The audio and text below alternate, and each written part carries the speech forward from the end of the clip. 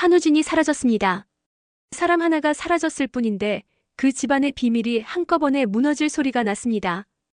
그날 고성이가 병실 문을 열었을 때 고성이는 본능적으로 알았어요. 이건 사고가 아니라 이탈이라는 걸요. 누가 납치한 흔적이 아니라 우진이 스스로 나갔다는 것은 더 큰 사건이 일어날 것에 대한 우진의 경고였습니다. 고성이는 잠깐 숨이 턱 막혔습니다. 앞으로 일어날 사건에 대한 두려움 때문이었습니다. 과연 우진의 실종은 어떤 결과를 가져올까요? 다음 이야기를 재밌게 즐기시려면 지금 바로 구독과 좋아요 부탁드립니다. 자, 그럼 다시 이어갈게요. 고성이는 병원에서부터 이미 방향을 잡았습니다. 우진이 스스로 나갔다면 누군가가 도왔습니다. 그리고 고성의 머릿속에 가장 먼저 떠오른 이름은 지은호였어요. 고성이는 곧바로 지은호의 카페를 찾아갔습니다. 고성이는 카페 문을 열자마자 말했습니다. 우진이 어디로 빼돌렸어? 돈도 없는 애가 한국에서 뭘 할 수 있겠어? 까불지 말고 빨리 말해. 그 말 걱정이 아니라 통제가 있었습니다. 지은호는 그걸 정확히 느꼈고 그동안 쌓아왔던 분노를 더 이상 삼키지 않았습니다. 지은호는 손을 떨면서도 눈을 피하지 않았어요. 피하는 순간 또 잡아먹히니까요. 당신이 나한테 했던 것처럼요. 그 한마디에 고성의 눈이 흔들렸습니다. 지은호는 숨을 고르고 말했는데요. 그 말이 차분해서 더 무서웠습니다. 보육원에 버리고 없는 애로 만들고 필요해지니까 다시 끌어당기고. 우진이도 똑같아요. 어릴 때부터 당신 손에서 가스라이팅 당하면서 자랐잖아요. 그 말은 고성의 심장을 정확히 찔렀습니다. 고성이는 그 순간 깨달았습니다. 지은호가 더 이상 통제 가능한 존재가 아니라는 걸요. 고성이는 이를 악물고 목소리를 낮췄습니다. 낮춘 목소리가 오히려 더 잔인했어요. 지은호, 내 엄마 정순이, 그리고 내 동생 지강호. 내가 마음만 먹으면 그 식당 하루아침에 끝나. 내가 제일 싫어하는 방식으로. 예전 같았으면 지은호는 그 말에 주저앉았을 겁니다. 그런데 이번엔 달랐어요. 지은호는 눈을 내리깔지 않았습니다. 오히려 한 발 다가가서 말했습니다. 협박하는 거 그거 말곤 할 줄 아는 게 없으세요? 우진 오빠요. 착하잖아요. 당신이 만든 감옥에서 살아온 사람이고요. 근데 이제 그 감옥 문이 열렸어요. 고성이는 순간적으로 말문이 막혔습니다. 지은호가 감히 문이 열렸다는 말을 했으니까요. 고성이는 다시 목소리를 세웠습니다. 우진이 어디 있냐고. 지은호는 고개를 저었습니다. 몰라요. 근데 하나는 알아요. 우진 오빠는 이제 다시는 당신에게로 안 돌아갈 거예요. 그 말은 선전포고였고 동시에 고성이에게는 사형 선고 같은 말이었습니다. 왜냐하면 고성이에게 우진은 단순한 아들이 아니었거든요. 우진은 박진석의 눈을 속이는 장치였고 우진은 박성재에게 넘어갈 회사와 유산의 흐름을 바꿀 카드였고 우진은 고성이의 자리가 흔들릴 때마다 붙잡을 방패였어요. 그러니까 우진이 사라지면 고성이도 끝입니다. 고성이는 카페를 나서며 차가운 미소를 지었습니다. 지은호가 배짱이 생긴 건 좋지만 고성이에게는 아직 카드가 남아있었거든요. 바로 지강호였습니다. 그날 밤 고성이는 지강호를 불러냈습니다. 한적한 카페 구석 자리였어요. 지강호는 눈빛이 퀭했습니다. 잠도 못 자고 불안과 욕심 사이에서 계속 흔들렸으니까요. 고성이가 조용히 말했습니다. 지강호 씨, 마지막 기회야. 지강호가 마른 침을 삼켰습니다. 뭐리요? 고성이가 미소를 지었습니다. 누나 동선. 요즘 누나가 누구 만나는지, 어디 가는지 다 넘겨. 지강호가 떨리는 목소리로 말했습니다. 왜 이렇게까지? 고성이가 차갑게 말했습니다. 너 빚 갚고 싶지 않아? 3천만 원. 내가 다 정리해줄게.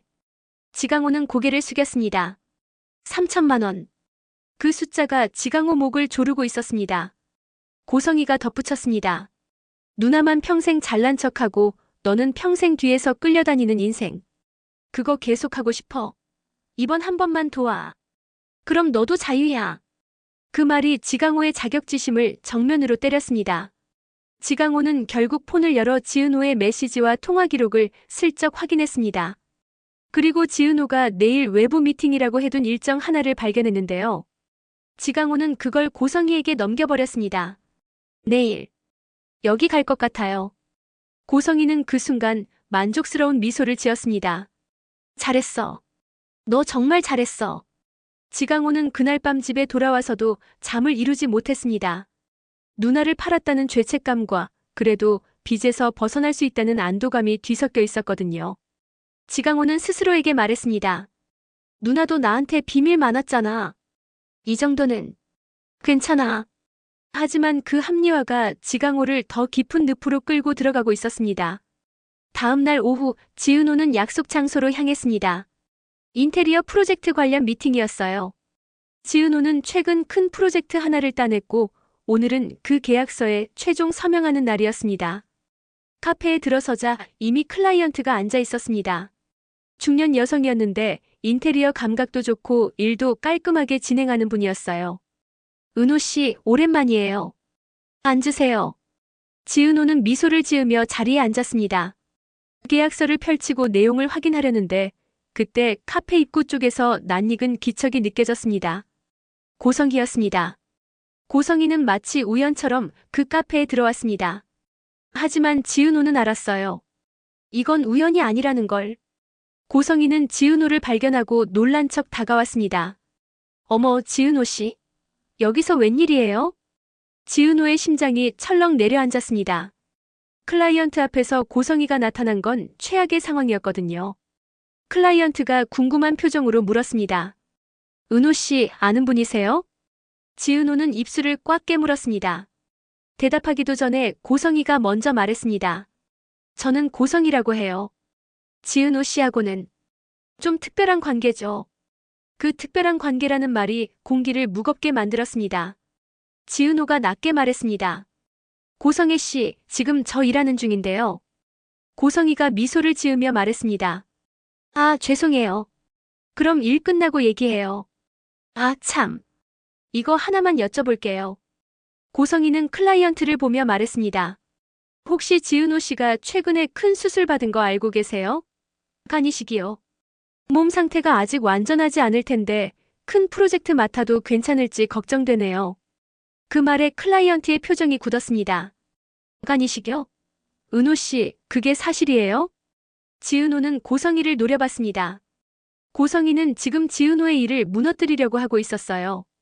지은호가 침착하게 말했습니다. 수술은 맞지만 지금은 완전히 회복했어요. 업무에는 전혀 지장 없습니다. 하지만 클라이언트는 이미 불안한 표정이었습니다. 그래도 큰 수술이잖아요. 프로젝트 기간이 6개월인데 중간에 문제 생기면 어쩌죠? 고성희가 마치 걱정하는 척 덧붙였습니다. 맞아요. 건강이 최우선이죠. 무리하시면 안 돼요. 지은호는 주먹을 꽉 쥐었습니다. 지은호는 알았어요. 고성희가 지금 자기 밥줄을 끊으려 한다는 걸. 결국 클라이언트는 말했습니다. 은호 씨 죄송한데 다시 한번 생각해 볼게요. 제가 좀 더 알아보고 연락드릴게요. 그 말은 사실상 계약 파기였습니다. 클라이언트가 자리를 떠나자 지은호는 고성희를 똑바로 바라봤습니다. 당신, 지금 뭐 한 거예요? 고성희가 웃었습니다. 뭐 하긴. 걱정했지. 내가 무리하면 안 되잖아. 지은호가 이를 악물었습니다. 우진 오빠 내놓으라는 거예요? 고성희가 고개를 끄덕였습니다. 똑똑하네. 맞아. 우진이 위치만 알려줘. 그럼 내일도 내 가족도 다 안전해. 지은호는 그 순간 깨달았습니다. 고성희는 절대 포기하지 않는 사람이라는 걸. 그리고 고성희를 막으려면 더 강하게 나가야 한다는 걸. 지은호가 차갑게 말했습니다. 싫어요. 저 이제 안 물러서요. 고성희의 눈이 차갑게 식었습니다.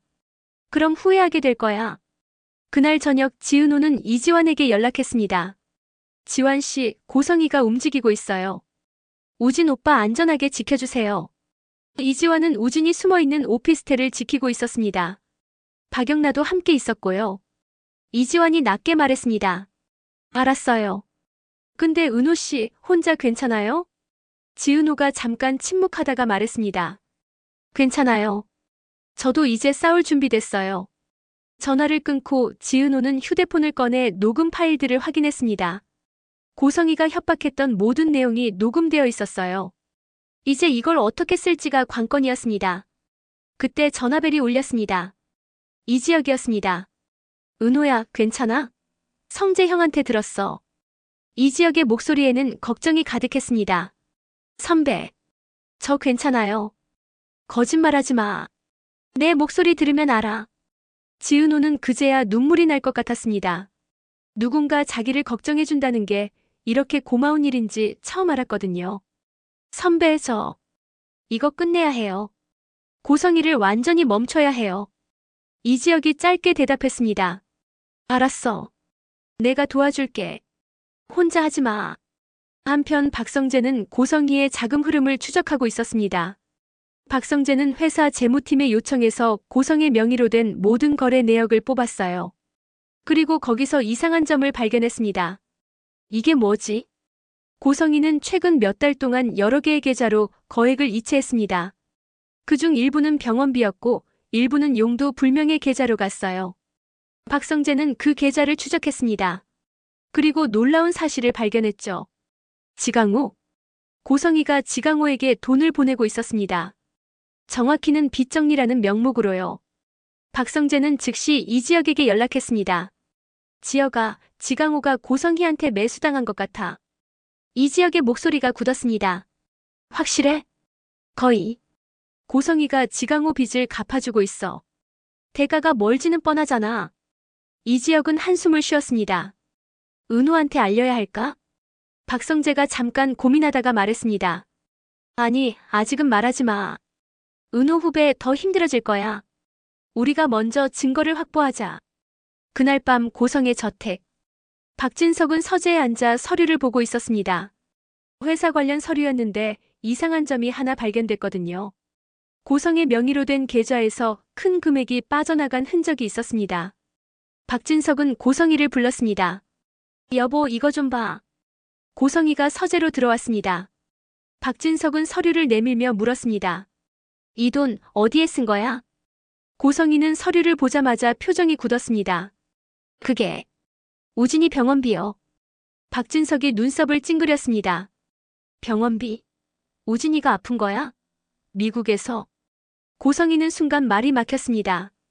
거짓말이 또 다른 거짓말을 부르는 순간이었어요. 응. 그게. 박진석이 의심스러운 눈빛으로 물었습니다. 우진이 지금 어디 있어? 최근에 연락됐어? 고성희는 애써 미소를 지었습니다. 물론이죠. 잘 지내고 있어요. 하지만 박진석은 이미 뭔가 이상하다는 걸 느끼고 있었습니다. 박진석은 거짓말에 민감한 사람이거든요. 그럼 우진이한테 전화해봐. 지금 당장. 고성희의 얼굴이 하얗게 질렸습니다. 지금요? 지금은 시간이. 박진석이 차갑게 말했습니다. 시간 안 맞으면 문자라도 해. 우진이가 잘 지내는지 확인하고 싶어. 고성희는 어쩔 수 없이 핸드폰을 꺼냈습니다. 하지만 우진에게 연락할 수가 없었어요. 우진은 이미 고성희를 차단했거든요. 고성희는 메시지를 보내는 척했습니다. 보냈어요. 다 보면 보여줄게요. 박진석은 여전히 의심스러운 표정이었지만 더 이상 추궁하지 않았습니다. 하지만 박진석 머릿속에는 이미 의구심이 자라고 있었어요. 다음 날 지은호는 정순이 식당으로 갔습니다. 정순이는 은호를 보자마자 걱정스러운 얼굴로 다가왔습니다. 은호야, 어제 어떤 여자가 왔다 갔어? 지은호의 심장이 철렁 내려앉았습니다. 고성희요? 정순이가 고개를 끄덕였습니다. 응. 그 사람이 너를 낳았다고. 정순이의 목소리가 떨렸습니다. 정순이는 은호가 입양된 아이라는 걸 알고 있었지만 생모가 누군지는 몰랐거든요. 지은호는 정순이를 꼭 안았습니다. 엄마, 미안해요. 제가 엄마한테 숨긴 게 많았어요. 정순이가 울먹이며 말했습니다. 미안하긴. 내가 왜 미안해. 내가 얼마나 힘들었을지. 지은호는 그 품에서 한참을 울었습니다. 지은호는 그동안 너무 많은 걸 혼자 견뎌왔거든요. 정순이가 은호의 등을 토닥이며 말했습니다. 은호야, 엄마는 내 편이야. 어떤 일이 있어도. 그 말이 지은호에게 힘이 됐습니다. 지은호는 얼굴을 들고 말했습니다. 엄마, 저 이제 싸울 거예요. 제대로. 정순이가 물었습니다. 위험하지 않아? 지은호가 고개를 저었습니다. 위험해도 해야 해요. 안 그러면 고성이는 계속 우리 인생을 흔들 거예요. 그날 오후 지은호는 박성재를 만났습니다. 박성재는 고성이의 자금 흐름 자료를 가져왔어요. 은호 후배 이거 봐. 고성이가 지강호한테 돈을 보내고 있어. 지은호는 그 자료를 보고 숨이 막혔습니다. 강호가 엄마를 팔았어요? 박성재가 조심스럽게 말했습니다. 아직 확실하지 않아. 하지만 가능성이 높아. 지은호는 주먹을 꽉 쥐었습니다. 동생에게 배신당한다는 건 생각보다 훨씬 아팠거든요. 박성재가 말했습니다. 은호 후배, 우리 이제 본격적으로 움직여야 해. 고성이를 완전히 끝내려면 박진석 아버지가 알아야 해. 지은호가 고개를 끄덕였습니다. 알아요. 근데 어떻게 해요? 박성재가 계획을 꺼냈습니다. 우진이가 직접 나서는 거야. 아버지 앞에서 모든 진실을 말하는 거지. 그날 저녁 오피스텔에서 우진과 지은호, 박성재, 이지환, 박영나가 모였습니다. 우진은 많이 회복된 상태였지만 여전히 얼굴은 창백했습니다. 박성재가 우진에게 말했습니다. 우진아, 내가 아버지한테 직접 말해야 해. 고성이가 뭘 했는지, 넌 어떻게 살았는지. 우진이 떨리는 목소리로 물었습니다. 형나, 할 수 있을까? 박성재가 우진 어깨를 잡았습니다. 할 수 있어. 그리고 우리가 다 옆에 있잖아. 지은호도 우진 손을 잡았습니다. 오빠 이제 그만 무서워해도 돼. 우리가 다 지킬게. 우진은 그제야 고개를 끄덕였습니다. 알았어. 내가 할게. 다음 날 박진석의 저택 대문 앞. 박성재는 박진석에게 전화를 걸었습니다. 아버지, 지금 집으로 오실 수 있어요? 중요한 얘기가 있어요. 박진석의 목소리가 들렸습니다. 무슨 일인데? 직접 와보시면 아실 거예요. 지금 당장요. 박진석은 회사를 나와 집으로 향했습니다. 뭔가 심상치 않다는 느낌이 들었거든요. 대문 앞에는 박성재, 지은호, 그리고 한우진이 서 있었습니다. 박진석은 차에서 내리자마자 우진을 보고 얼어붙었습니다. 우진아, 너 미국 아니었어? 우진이 고개를 숙였습니다. 아버지, 죄송해요. 저 한국에 있었어요. 박진석의 얼굴이 굳었습니다. 한국에? 그럼 지금까지? 박성재가 한 걸음 앞으로 나섰습니다. 아버지, 우진이가 간이식 수술을 받았어요. 한국에서요. 박진석의 눈이 커졌습니다. 간이식? 우진이 몸이 그렇게 안 좋았어? 우진이 떨리는 목소리로 말했습니다. 네, 아버지. 그리고 재간을 준 사람이 여기 있어요. 박진석의 시선이 지은호에게 갔습니다. 너, 내가? 지은호는 숨을 들이쉬고 말했습니다. 네. 제가 우진 오빠한테 간을 이식해줬어요. 박진석은 이해할 수 없다는 표정이었습니다. 너희가 어떻게? 왜? 그때 고성이가 집안에서 나왔습니다. 고성이는 대문 앞에 모인 사람들을 보고 얼굴이 하얗게 질렸습니다. 당신들, 지금 뭐 하는 거야? 박진석이 고성이를 돌아봤습니다. 여보, 이게 무슨 일이야? 우진이가 한국에 있었다고. 간이식을 받았다고. 고성이는 급히 변명을 늘어놓으려 했습니다. 여보, 이건. 하지만 우진이 말했습니다. 아버지, 엄마가 거짓말하고 있어요. 저는 미국에 간 적도 없어요. 엄마가 저를 한국에 숨겨놨어요. 박진석의 얼굴이 점점 굳어갔습니다. 숨겨놨다고. 지은호가 휴대폰을 꺼내 녹음 파일을 틀었습니다. 고성이의 목소리가 또렷하게 흘러나왔습니다. 우진이만 넘겨. 내 엄마랑 동생은 다시는 인간 구실 못하게 해주겠다. 박진석의 얼굴이 붉어졌습니다. 박진석은 거짓말을 혐오합니다. 특히 자기를 속이는 거짓말을요. 고성이. 이게 뭐야? 고성이는 버티다 결국 목소리를 높였습니다. 그게 다 우진이 때문이었어요. 우진이를 지키려고 한 거라고요. 우진이 고개를 저었습니다. 아니에요, 아버지. 엄마는 저를 지킨 게 아니라 이용한 거예요. 우진은 가방에서 서류 봉투를 꺼냈습니다. 이거 아버지가 엄마랑 결혼할 때 쓴 신탁각서예요. 박진석은 그 서류를 받아 펼쳤습니다. 그리고 내용을 읽는 순간 얼굴이 완전히 굳었습니다. 이게 내가 이런 걸 작성했어? 박성재가 설명했습니다. 아버지가 재혼하실 때 고성혜 씨가 조건으로 내걸었던 거예요. 일부 지분을 신탁으로 묻고 그 수혜자를 고성희의 자녀로 지정하는 거요. 그러니까 저한테는 절대 안 가게 만든 거죠. 박진석은 고성희를 노려봤습니다. 너, 날 이렇게 속였어? 고성희가 울먹였습니다. 당신이 알면 우진이도 우리 집도 다 무너질까봐. 박진석이 소리쳤습니다. 무너질까봐? 아니지. 내가 무너질까봐였겠지. 그 고함에 고성희가 휘청했습니다. 우진이 떨리는 목소리로 말했습니다. 아버지, 엄마는 저를 그 신탁 때문에 붙잡고 있었어요. 제가 살아있어야 엄마가 힘을 가질 수 있었거든요.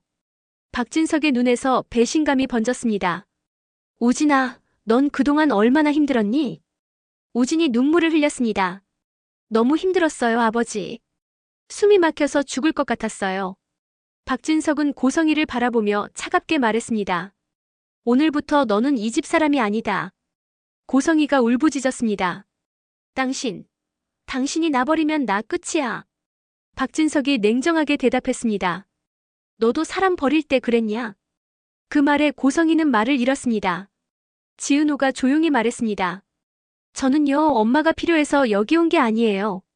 그저 엄마가 제 인생을 계속 흔들지 못하게 하려고 온 거예요. 이제 끝이에요. 박진석은 지은호를 바라보다가 물었습니다. 너는 고성희하고 무슨 관계야? 지은호가 숨을 들이쉬고 말했습니다.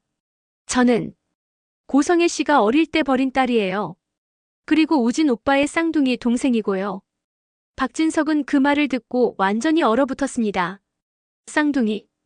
우진이 고개를 끄덕였습니다. 네, 아버지. 엄마는 우리를 쌍둥이로 낳았지만 은우를 버렸어요. 그리고 저만 키웠죠. 박진석은 고성희를 보며 물었습니다. 너 정말 그랬어? 고성희는 대답하지 못했습니다. 그 침묵이 답이었습니다. 박진석이 낮게 웃었습니다. 내가 이런 인간하고 살았구나. 박진석은 집 안으로 들어가며 마지막으로 말했습니다. 내일까지 짐 싸. 변호사 통해서 연락하겠다. 고성희는 그 자리에 주저앉았습니다. 평생 쌓아온 성벽이 한순간에 무너진 거였어요. 그날 밤 박영나가 집에 돌아왔습니다. 박영나는 그동안 웹툰 작가의 꿈을 포기하고 엄마 뜻대로 살아왔는데요. 이제는 달랐습니다. 박영나는 박진석 앞에 섰습니다. 아버지, 저 웹툰 작가 할 거예요. 박진석의 얼굴이 굳었습니다. 뭐? 저 더 이상 엄마가 원하는 삶 안 살 거예요. 제가 원하는 삶 살 거예요. 박진석은 박영나의 눈빛을 보고 깨달았습니다. 이 아이도 고성희에게 통제당했다는 걸요. 박진석은 한숨을 쉬고 말했습니다. 그래. 내가 하고 싶은 거 해. 박영나는 그 말을 듣고 처음으로 자유를 느꼈습니다. 며칠 후 고성희는 작은 오피스텔로 이사했습니다. 호텔도 고급 주택도 아니었어요. 박진석은 최소한의 재산만 분할해줬고 나머지는 모두 법적으로 정리했습니다. 고성희는 거울 앞에 앉아 자신의 얼굴을 바라봤습니다. 예전의 화려함은 사라지고 지친 중년 여성의 얼굴만 남아 있었습니다. 고성희는 중얼거렸습니다. 내가 어떻게 이렇게 됐지? 하지만 대답은 없었습니다. 고성희가 평생 통제했던 사람들은 모두 떠났고 남은 건 고성희 혼자뿐이었습니다. 그날 밤 고성희의 휴대폰이 울렸습니다. 발신자 지은호. 고성희는 망설이다가 전화를 받았습니다. 지은호. 은호의 목소리는 담담했습니다. 마지막으로 한 번만 물어볼게요. 왜 그렇게 사셨어요? 고성희는 한참을 침묵하다가 말했습니다. 무서웠어. 가난이. 무력함이. 다시 돌아올까봐. 은호가 말했습니다. 그래서 사람을 짓밟은 거예요? 고성희는 대답하지 못했습니다. 은호가 마지막으로 말했습니다. 이제는 완전히 끝이에요. 당신은 더 이상 제 엄마도 우진 오빠 엄마도 아니에요. 그냥 고성희일 뿐이에요. 전화가 끊겼습니다. 고성희는 그 순간 깨달았습니다.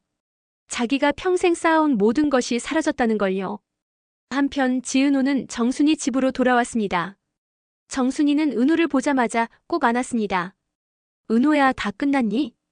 은호가 고개를 끄덕였습니다. 네, 엄마. 이제 진짜 끝났어요. 정순이가 울먹이며 말했습니다. 고생 많았다, 우리 딸. 지강호는 구석에 서서 누나를 바라봤습니다. 지강호는 고성희에게 돈을 받고 누나를 배신했다는 죄책감에 시달리고 있었어요. 지강호가 조심스럽게 다가와 말했습니다. 누나, 미안해. 은호는 지강호를 바라봤습니다. 강호야, 나 다 알아. 지강호의 얼굴이 하얗게 질렸습니다. 누나, 은호가 말했습니다. 고성희한테 돈 받은 거, 내 동선 넘긴 거, 다 알아. 지강호는 그 자리에 주저앉았습니다. 누나 미안해. 정말 미안해. 은호는 한숨을 쉬고 말했습니다. 나도 실망했어. 많이. 근데 너도 고성희한테 이용당한 거잖아. 지강호가 울먹였습니다. 누나 나 어떡하면 돼? 은호가 말했습니다. 이제부터라도 제대로 살아. 그게 나한테 할 수 있는 유일한 사과야. 지강호는 고개를 끄덕였습니다. 이제부터라도 제대로 살겠다고 다짐했습니다. 병원 복도에서 오진은 재검진을 받았습니다. 의사가 말했습니다. 회복이 아주 좋네요. 이제 일상생활 하셔도 됩니다. 오진은 그 말을 듣고 처음으로 환하게 웃었습니다. 창가에 서서 햇빛을 바라봤어요. 그 빛이 예전보다 덜 아프게 느껴졌습니다. 지은호가 옆에 왔습니다. 오빠 어때? 오진이 말했습니다. 은호야 나 이제는 아파도 괜찮을 것 같아. 은호가 고개를 갸우뚱했습니다. 아픈 게 괜찮다는 게 무슨 말이야? 오진이 웃었습니다. 아플 때 도망치지 않아도 될 것 같아서. 이제는 내가 내 인생을 사는 거잖아. 은호는 그 말을 듣고 웃었습니다. 그럼 된 거예요. 그게 진짜 회복이에요. 복도 끝에서 박성재가 다가왔습니다. 오진아, 은호 후배. 박성재는 두 사람을 보며 말했습니다. 나 너희한테 미안해. 내가 너무 몰랐어. 오진이 고개를 저었습니다. 형 잘못 아니야. 박성재가 말했습니다. 아니야. 나도 고성의 눈치만 보고 살았어. 그게 잘못이었어. 은호가 말했습니다. 성재 선배, 이제 우리 다 새로 시작하는 거예요. 과거는 과거고. 박성재는 그 말에 고개를 끄덕였습니다. 며칠 후 박성재는 이수빈을 만났습니다. 이수빈은 박성재를 보자마자 울먹였습니다. 오빠. 나 오빠 보고 싶었어. 박성재가 이수빈을 안았습니다. 나도. 미안해, 수빈아. 이수빈이 물었습니다. 우리 다시 시작할 수 있을까? 박성재는 잠깐 망설이다가 말했습니다. 수빈아, 나 아직 정리할 게 많아. 우리 집안도 엉망이고 고성의 일도 있고. 이수빈이 고개를 끄덕였습니다. 알아. 그래도 기다릴게. 오빠 준비될 때까지. 박성재는 이수빈의 손을 잡았습니다. 고마워. 그날 저녁 이지혁은 지은우를 불러냈습니다. 한강공원이었어요. 이지혁이 말했습니다. 은호야, 고생 많았다. 은호가 웃었습니다. 괜찮아요, 선배. 다 끝났어요. 이지혁이 조심스럽게 말했습니다. 은호야, 나 그때 너 고백 거절한 거. 은호가 손을 흔들었습니다. 선배, 그 얘기 안 해도 돼요. 저도 이해해요. 이지혁이 말했습니다. 아니야. 내가 그때 겁났던 것 같아. 사랑이, 관계가. 근데 이번에 너 보면서 생각이 좀 바뀌었어. 은호의 심장이 쿵 뛰었습니다. 선배. 이지혁이 말했습니다. 나 아직도 확신은 없어. 근데 시도는 해보고 싶어. 너랑. 은호는 그 말을 듣고 웃었습니다. 선배, 저 기다릴 수 있어요.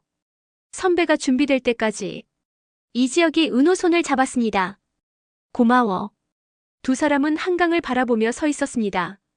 미래는 불확실했지만 적어도 지금 이 순간은 평화로웠습니다. 마지막 장면. 지은호는 혼자 집으로 돌아와 불을 켰습니다. 조용한 집. 누군가의 눈치를 보지 않아도 되는 밤. 은호는 창문을 열고 깊게 숨을 들이쉬었습니다. 이제는 아무도 내 인생의 주인이 아니야. 핸드폰이 울렸습니다. 오진이었습니다. 은호야, 나 내일부터 새 일 시작해. 은호가 웃었습니다. 진짜? 무슨 일인데? 카페. 작은 거지만 내가 직접 운영할 거야. 은호가 기뻐하며 말했습니다. 오빠 잘됐다. 나도 도와줄게. 고마워, 은호야. 너 덕분이야. 전화를 끊고 은호는 미소를 지었습니다. 모든 게 끝났습니다. 악녀는 무너졌고 통제는 끊겼고 피해자들은 각자의 삶으로 돌아갔습니다. 이제 남은 건 누군가의 그림자가 아니라 각자가 선택한 내일뿐입니다. 화면이 조용히 어두워집니다. 에필로그 6개월 후 우진의 카페는 작지만 아늑했습니다. 손님들이 하나둘 찾아오고 우진은 밝은 얼굴로 커피를 만들고 있었습니다. 박영란은 웹툰 작가로 데뷔했습니다. 첫 작품이 좋은 반응을 얻었고 박영란은 이지환과 함께 행복하게 지내고 있었습니다. 박성재는 회사에서 더 큰 역할을 맡게 됐습니다. 박진석은 박성재를 완전히 신뢰하게 됐고 박성재는 그 신뢰에 보답하며 일했습니다. 그리고 이수빈과도 천천히 관계를 회복하고 있었습니다. 지은호는 새로운 인테리어 프로젝트를 시작했습니다. 이번에는 더 큰 프로젝트였고 은호는 자신감 있게 일했습니다. 이지혁은 지은호와 조심스럽게 관계를 발전시키고 있었습니다. 아직 연인은 아니었지만 두 사람 사이에는 따뜻한 무언가가 자라고 있었습니다. 그리고 고성이는 작은 오피스텔에서 혼자 살고 있었습니다. 아무도 찾아오지 않았고 아무도 전화하지 않았습니다. 고성이는 거울을 보며 생각했습니다. 내가 뭘 잘못한 걸까? 하지만 고성이는 여전히 답을 찾지 못했습니다. 평생 다른 사람을 통제하며 살았던 고성이는 자기 자신조차 제대로 보지 못했으니까요. 고성이의 핸드폰이 울렸습니다. 모르는 번호였습니다. 고성이가 전화를 받았습니다. 여보세요? 고성애 씨죠? 저는 변호사 김민준입니다. 박진석 회장님의 이혼 소송건으로 연락드렸습니다. 고성이의 손이 떨렸습니다. 이혼 소송? 네. 서류 보내드릴게요. 확인하시고 서명해주세요. 전화가 끊겼습니다.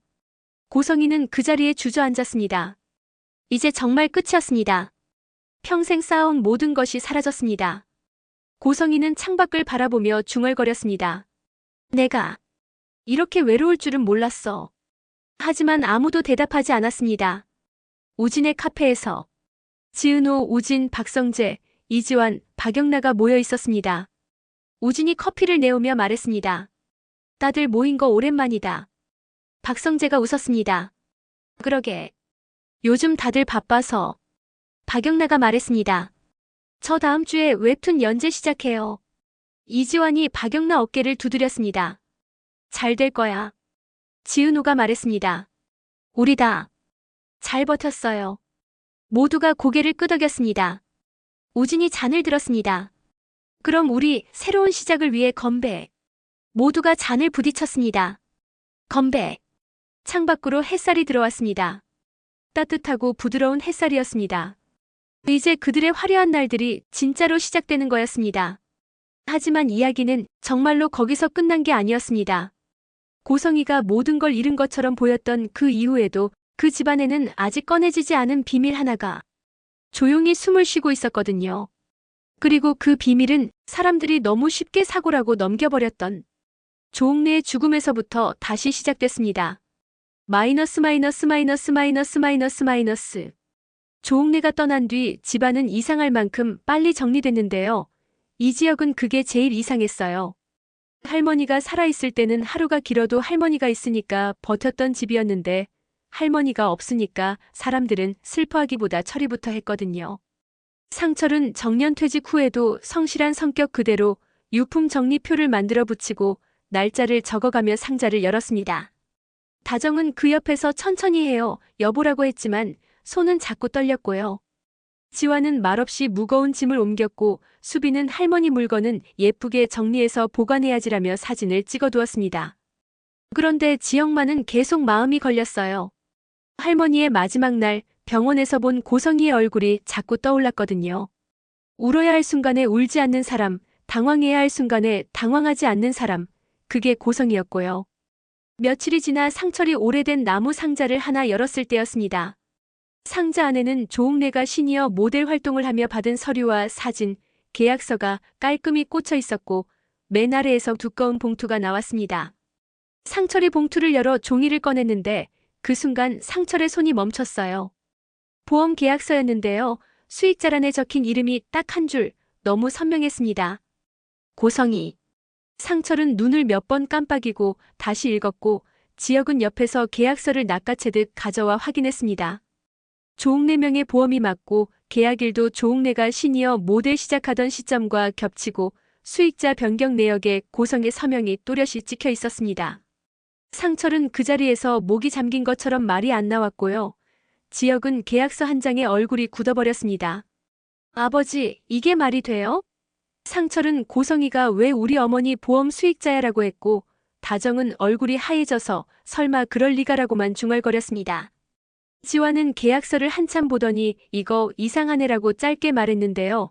지화는 원래 말이 적은 사람이니까 그 한마디가 오히려 더 무겁게 들렸습니다.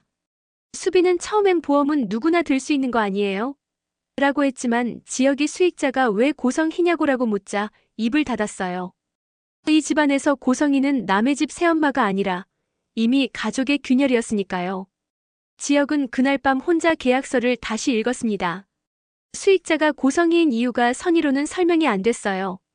할머니가 고성이를 좋아했을 리도 없고 사돈관계도 아니고 가까이 지낼 이유도 없는데 그 돈이 하필 고성이에게 가게 되어 있다니요. 지혁은 할머니가 혹시 누구에게 속은 걸까라는 생각이 먼저 들었고 그 다음엔 더 무서운 생각이 올라왔습니다. 속인 사람이 고성이라면? 그럼 조옥래의 죽음도 정말 사고였을까? 지혁은 아무한테도 말하지 않고 먼저 확인할 걸 확인하기로 했습니다. 보험사에 문의하려면 증빙이 필요했고 서류만 들고는 어려웠어요. 지혁은 우회했습니다. 할머니가 활동하던 모델 에이전시 쪽 연락처를 찾아 조옥래 선생님 관련 서류 정리 중인데 혹시 당시 담당자 연락처를 알 수 있냐고 물었습니다. 그쪽에서 담당 설계사 이름이 나왔는데요. 설계사는 이미 퇴사했고 개인 연락처만 남아 있었습니다. 지혁은 바로 전화를 했습니다. 상대는 처음엔 조심스러웠습니다. 고객 정보라며 말 아끼던 사람이 지혁이 계약서 사본 사진을 보내주자 목소리가 달라졌습니다. 아, 이 계약 기억나요. 그 한마디에 지혁의 등줄기가 서늘해졌는데요. 설계사는 사실 그때도 좀 이상했어요. 가입자는 조옥래 선생님인데 옆에서 계속 누가 대신 말하는 느낌이었거든요라고 했습니다. 지혁은 누가요라고 묻자 설계사는 잠깐 침묵하고 고성의 씨요. 아주 또렷해요. 말투도 눈빛도. 이건 이렇게 해야 합니다 하고 밀어붙이던 사람이었어요라고 했습니다. 지혁은 입술이 바짝 말랐습니다. 설계사는 더 말하고 싶지 않은 듯 그때 제가 뭐라고 할 수 있는 입장이 아니었어요. 조옥래 선생님이 직접 서명하셨고 법적으로 문제는 없었으니까요라고 했지만 지혁은 그 말 속에서 또 하나를 들었어요. 문제는 없었지만 이상했다는 말이요. 그때부터 지혁은 조용히 자료를 모았습니다. 혼자만의 확신으로 집안을 뒤집을 수는 없으니까요. 그런데 이 시점에서 딱 한 사람이 지혁에게 손을 내밀었습니다. 박성재였어요. 성재는 지금 고성의 문제로 집안이 뒤집혀 있던 와중이었고 은우와 우진 문제로도 이미 고성이를 사람으로 보지 않게 된 상태였는데요. 성재는 이지혁에게 한 통의 메시지를 보냈습니다. 지혁아, 고성의 자금 흐름 보다가 이상한 걸 발견했어. 조옥래 할머니 건이랑 엮인 것 같아. 지혁은 그 메시지를 보는 순간 심장이 쿵 내려앉았습니다. 설마 나만 느낀 게 아니구나 하고요. 지혁은 성재를 만났습니다. 성재는 서류를 펼쳤고 거기엔 조옥래 사망 직후 들어온 큰 돈과 그 돈이 여러 계좌로 쪼개져 나간 흔적이 있었습니다. 현금 인출이 반복됐고 특정 인물에게 정기적으로 돈이 들어간 기록이 있었는데요. 그 인물 이름이 생소했습니다. 김철수. 성재는 이 사람 고성애 쪽에서 쓰는 심부름꾼 같은 사람 같아. 돈 흐름이 너무 수상해라고 했습니다. 지혁이 왜 하필 조옥래 할머니 이후에 돈이 움직였을까라고 말하자 성재는 눈을 좁히며 보험금 수령일이랑 딱 겹쳐라고 했어요. 그 한마디에 지혁은 확신에 가까운 감각을 얻었습니다.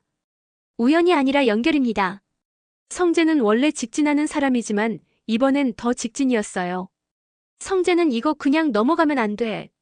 할머니 죽음까지 건드린 거면 고성이는 끝까지 가야 해라고 했고 지혁도 고개를 끄덕였습니다. 다만 지혁은 한 가지를 더 떠올렸습니다. 은우가 며칠 전 자기랑 얘기하다가 고성이가 성재 새엄마라는 말에 가슴을 움켜쥐었던 순간이요. 지혁은 그걸 은우가 눈치챘다는 것도 기억했는데요. 지혁은 그게 그냥 놀람이 아니라 심장이었을지도 모른다는 불안이 들었습니다. 지혁은 이건 빨리 끝내자. 질질 끌면 우리 쪽이 먼저 망가져라고 말했고 성재는 동의라고 짧게 답했습니다. 그러나 이걸 집안에 바로 터뜨리면 더 큰 혼란이 오니까요. 지혁과 성재는 먼저 김철수를 잡기로 했습니다.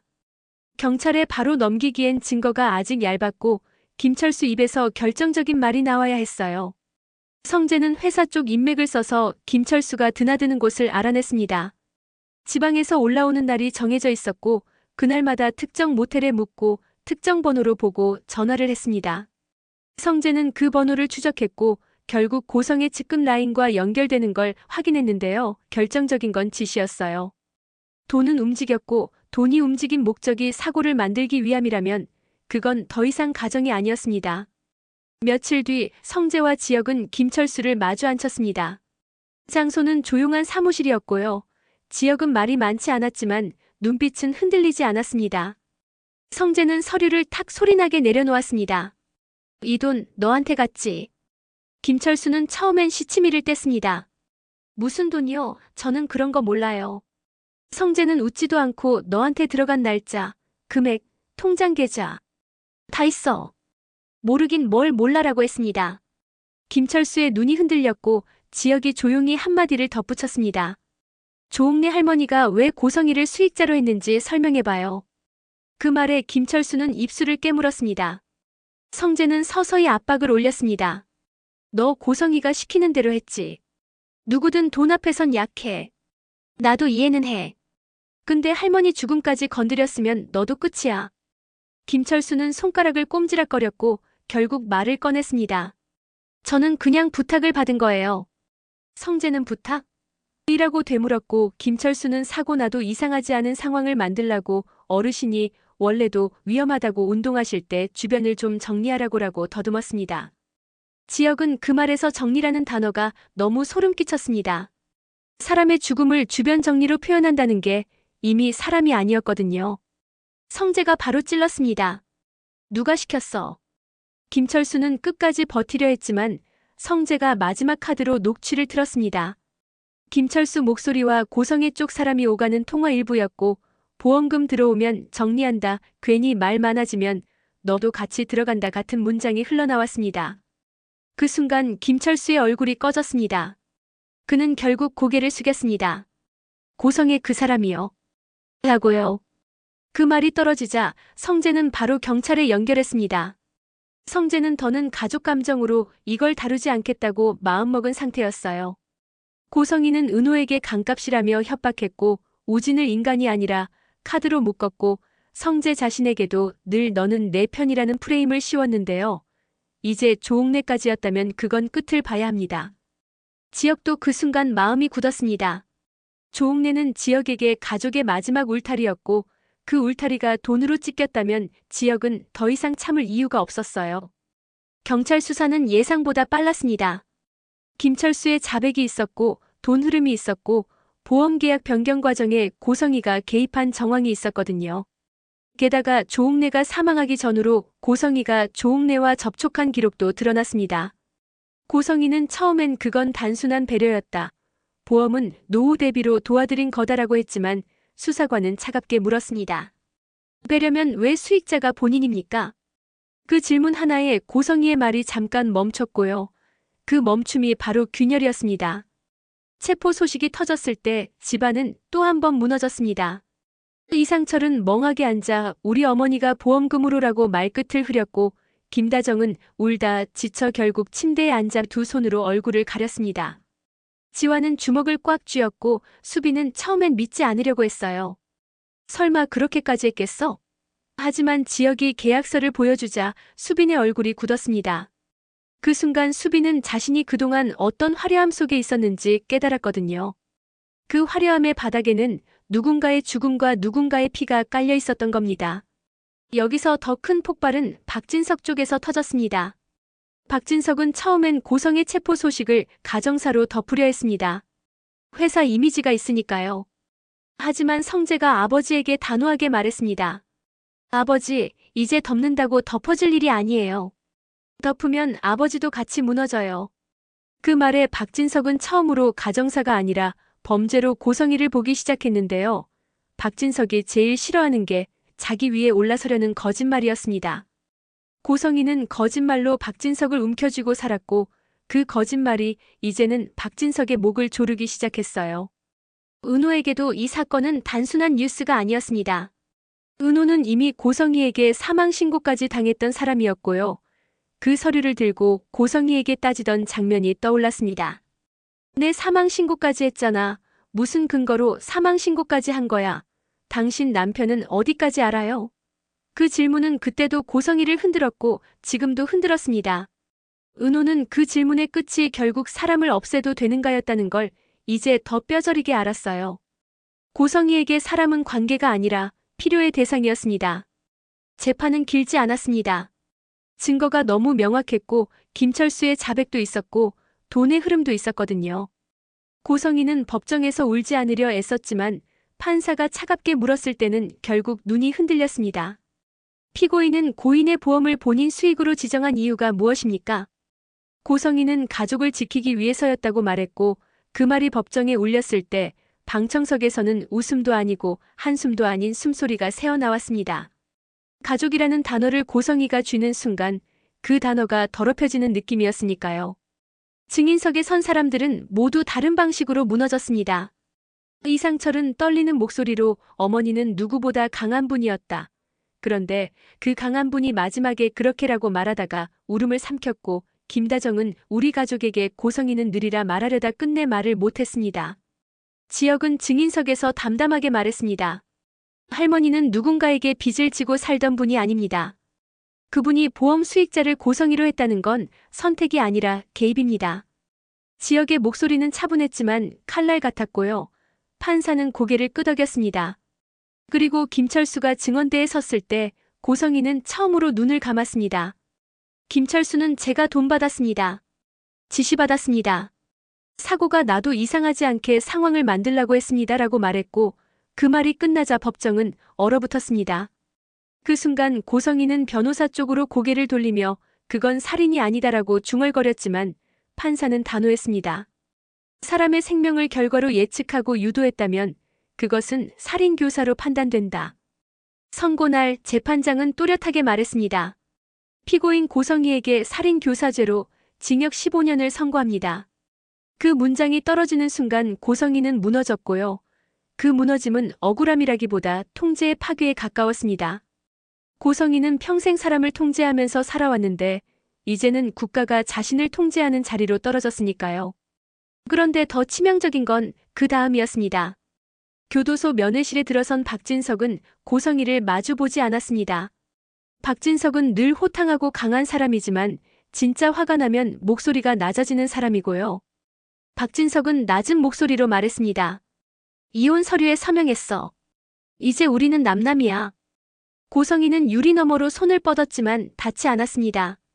여보 나 진짜 이렇게까지 할 생각은 고성희가 말을 꺼내는 순간 박진석은 단 한마디로 끊었습니다. 너는 늘 생각이 아니라 계산으로 살았잖아. 그 말에 고성희의 눈이 흔들렸습니다. 박진석이 떠난 뒤 고성희는 처음으로 혼자라는 감각을 뼈로 느꼈습니다. 이 사건은 은호에게도 또 다른 결론을 주었습니다. 은호는 더 이상 고성희를 엄마로 부르지 않았고요. 우진도 마찬가지였습니다. 우진은 회복 후 카페를 차리겠다고 말했는데요. 그 카페는 단순한 생계가 아니라 내가 내 삶을 선택했다는 선언이었습니다. 우진은 아직 가끔 숨이 막힐 때가 있었습니다. 고성희의 목소리가 꿈에 들어오기도 했고요. 하지만 우진은 은호에게 말했습니다. 은호야, 예전엔 숨 막히면 내가 잘못한 줄 알았거든. 이제는 아니야. 숨 막히는 건 내가 잘못한 게 아니라 누가 날 묶었기 때문이었어. 은호는 그 말을 듣고 조용히 고개를 끄덕였습니다. 둘은 쌍둥이였고 둘 다 같은 방식으로 상처받았지만 이제는 같은 방식으로 회복하려고 했습니다. 박영란은 그 사이 완전히 달라졌습니다. 박진석에게 뺨 맞고도 고성희가 놀라 여보 비명을 질렀던 그날 이후 영란은 더 이상 인형이 아니었습니다. 영란은 편지 한 장을 남겼고 그동안 키워주셔서 감사합니다라는 말 뒤에는 칼 같은 문장이 이어졌습니다. 이제는 제가 제 삶을 삽니다. 박진석은 처음엔 분노에 영란을 강제로 데려왔지만 영란은 독이 서린 눈으로 너무 이상하지 않아요? 내가 누굴 위해서 그렇게 살아야 해요? 라고 소리쳤고요. 그 소리는 집안에 처음으로 울린 자기 의지였습니다. 지화는 영란을 지키듯 서 있었고 그 모습을 본 영란은 처음으로 누군가의 등 뒤가 아니라 자기 발로 서는 법을 배웠습니다. 이지환 역시 변했습니다. 지화는 과거 연애에서 배신을 당한 트라우마가 있었고 사람을 믿는데 서툴렀습니다. 그런데 영나가 인형에서 사람으로 변하는 과정을 곁에서 보며 지환도 같이 깨졌고 같이 붙었습니다. 지환은 영나에게 말했습니다. 내가 하고 싶은 거 해. 내가 넘어지면 내가 옆에 있을게. 영나는 그 말에 처음으로 울었습니다. 울음이 약해서 나온 게 아니라 처음으로 안전해서 나온 울음이었거든요. 그리고 이 지역은 은호와 이야기를 나누다 고성의 이야기가 나오면 아직도 가끔 가슴을 움켜쥐었습니다. 그때 은호가 봤던 그 표정, 내가 조금 놀랐나 봐라고 웃으며 넘기던 그 장면이 다시 떠올랐는데요. 은호는 그때부터 지역을 더 세심히 봤습니다. 지역은 늘 완벽해 보였지만 완벽한 사람은 사실 제일 먼저 안에서 무너진다는 걸 은호도 알고 있었거든요. 은호는 어느 날 지역에게 말했습니다. 선배, 놀라는 척하지 마요. 아픈 척도 말고요. 선배는 항상 혼자 버티려 하잖아요. 지역은 잠깐 말이 막혔고 결국 솔직하게 말했습니다. 나 무서웠어. 내가 지키는 사람들이 다 부서질까봐. 은호는 그 말에 조용히 대답했습니다. 그래서 더 같이 있어야 돼요. 혼자 버티면 선배부터 부서져요. 그 말이 지역을 살렸습니다. 사랑은 고백보다 이런 순간에 시작되는 거니까요. 한편 성재는 회사 안에서도 싸움을 시작했습니다. 고성이가 손을 뻗어놓은 자금 흐름과 지분 구조, 그리고 신탁 문제까지요. 우진이 대문 앞에서 꺼냈던 신탁각서, 수혜자를 고성이의 자녀로 묶어둔 그 서류는 결국 회사의 큰 폭탄이었습니다. 성재는 박진석에게 말했습니다. 아버지, 이건 단순히 고성의 개인 문제가 아니에요. 회사가 엮였고 신탁이 엮였고 누군가 이걸 악용하면 우리 모두 같이 가요. 박진석은 이를 악물고 정리해라고 했습니다. 그 한마디는 박진석의 방식으로 내려주는 정권이었습니다. 성재는 그 정권으로 고성의 라인을 싹 쳐냈고 그 과정에서 성재는 처음으로 자신의 그림자를 벗기 시작했습니다. 늘 아버지의 아들이었고 늘 고성이의 새아들이었고 늘 좋은 사람이어야 했던 성재가 이제는 자기 이름으로 결정을 내렸습니다. 그 결정을 제일 먼저 알아본 사람이 수빈이었습니다. 수빈은 계산이 빠르고 조건을 중시했지만 이번 사건을 겪으며 수빈도 바뀌었어요. 돈이 전부가 아니라는 걸, 좋은 조건이 사람을 지켜주지 못한다는 걸 봤거든요. 수빈은 성재에게 말했습니다. 오빠, 나 이번에 진짜 무서웠어. 우리 집도 오빠 집도 다 한순간에 무너지더라. 성재는 수빈을 바라보다가 조용히 말했습니다. 그래서 이번엔 안 놓칠게. 나도 도망 안 칠게. 수빈은 그 말에 고개를 끄덕였습니다. 사랑이란 결국 서로의 겁을 같이 드는 일이니까요.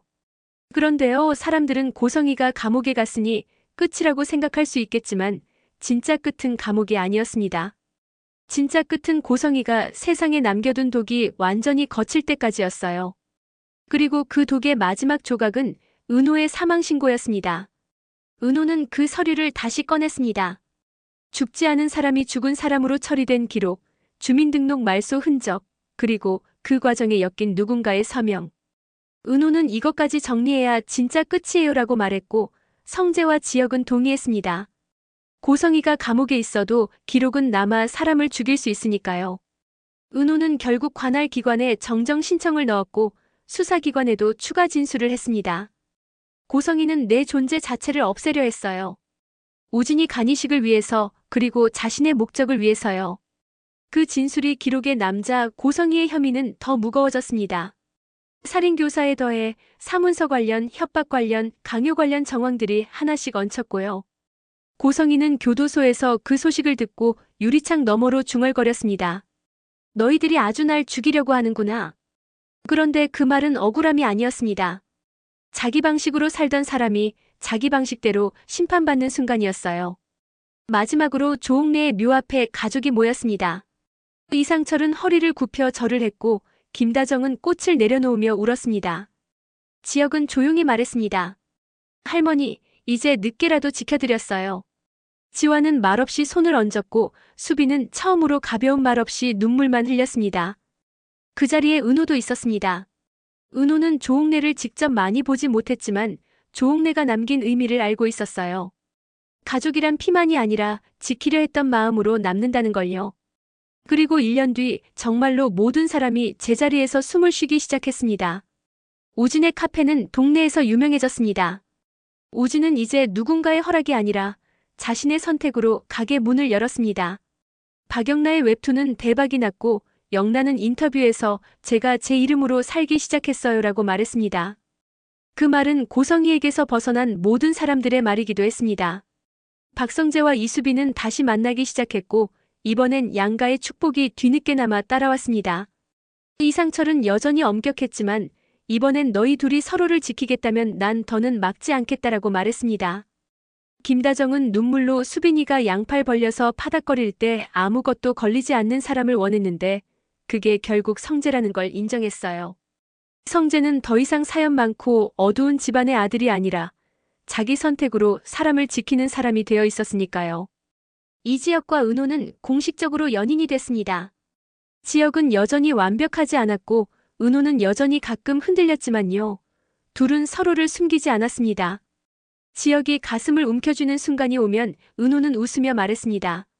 선배, 숨기지 마요. 나한테는 괜찮아요. 지혁은 그때마다 고개를 끄덕이고 처음으로 누군가에게 기대는 법을 배웠습니다. 그날 밤 우진의 카페에 사람들이 모였습니다. 은호, 우진, 성재, 수빈, 지환, 영나, 지혁까지요. 잔을 들고 웃고 서로의 얼굴을 확인했는데요. 예전처럼 누구 눈치가 아니라 우리 편이라는 확신이 자리에 깔려 있었습니다. 이지혁이 잔을 들며 말했습니다. 그럼 우리 진짜 화려한 날들을 위해 건배. 모두가 잔을 부딪혔고 건배. 라는 소리가 카페에 울렸습니다. 그 소리는 이상하게도 울음 같기도 하고 웃음 같기도 했습니다. 한편 교도소의 고성희는 면회도 뜸해진 날들 속에서 홀로 앉아 있었습니다. 거울 같은 창에 비친 얼굴은 예전의 화려함이 없었고 그 화려함이 사실은 다른 사람들의 숨을 빼앗아 만든 빛이었다는 걸 이제는 부정할 수 없었습니다. 고성희는 끝내 인정하지 않으려 했지만 인정하지 않아도 결과는 바뀌지 않았습니다. 고성희는 속삭이듯 중얼거렸습니다. 내가 뭘 잘못한 거지? 그런데 그 질문은 평생 고성희가 하지 않던 질문이었습니다. 고성희는 늘 남들이 왜 내 뜻대로 안 움직이지만 생각했지. 내가 왜 이렇게 됐지를 생각하지 않았거든요. 그 질문이 너무 늦게 왔다는 것. 그게 고성희의 진짜 벌이었습니다. 그리고 마지막으로 은호의 휴대폰에 메시지가 하나 왔습니다. 발신인은 모르는 번호였는데요. 내용은 단 한 줄이었습니다. 정정 완료. 은호의 사망 기록이 완전히 지워졌다는 의미였어요. 은호는 그 메시지를 오래 바라보다가 천천히 숨을 내쉬었습니다. 죽지 않았는데 죽었다고 처리된 삶이 이제야 살아있는 이름으로 돌아온 겁니다. 은호는 조용히 우진에게 전화했습니다. 오빠, 나 이제 진짜 끝났어. 우진은 잠깐 침묵하다가 말했습니다. 그래. 이제 우리 진짜 우리 거 살자. 은호는 웃었습니다. 힘든 웃음이 아니라 정말 오랜만에 나오는 웃음이었어요. 그 웃음이야말로 결론이었습니다. 고성희는 완벽히 응징됐고 조옥래의 죽음은 진실로 돌아왔고 은호는 살아있는 이름으로 다시 시작했고 우진은 감정적 속박에서 벗어났고 성재는 진실을 외면하지 않았고 영나는 인형이 아니었고 지혁은 혼자 버티지 않았고요. 결국 화려한 날들이란 누군가가 빼앗은 빛이 아니라 각자가 스스로 만들어낸 빛이라는 걸 모두가 증명해낸 밤이었습니다.